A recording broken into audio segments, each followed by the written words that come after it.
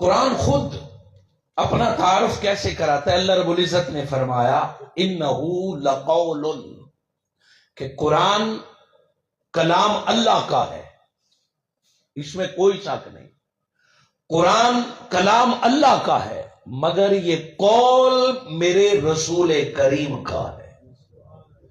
قول تب بنتا ہے جب وہ زبان سے ادا ہو کہ کلام اللہ کا ہے، مگر سارا قرآن قول مصطفیٰ ہے، قول رسول کریم ہے، قول محبوب کا ہے۔ سو قرآن کو دنیا نے قرآن کیوں مانا؟ اس لیے کیا یہ عربی میں ہے؟ دنیا نے 30 پاروں کو رب کا کلام کیوں مانا؟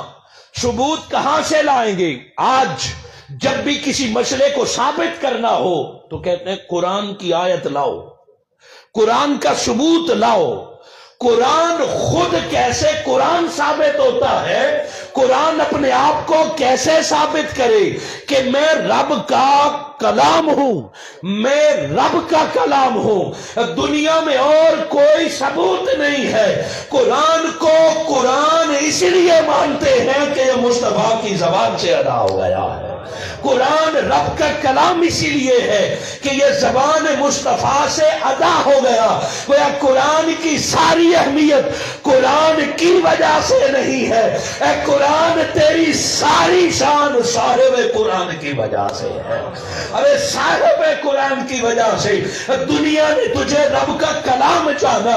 عربی بہت ہے، جملے بہت ہیں، جس جملے کے بارے میں مصطفیٰ نے فرمایا کہوں گا میں، مگر جو میں کہتا ہوں وہ میں نہیں بولتا، میرے رب سے میرے زبان سے میرا رب بول رہا ہے۔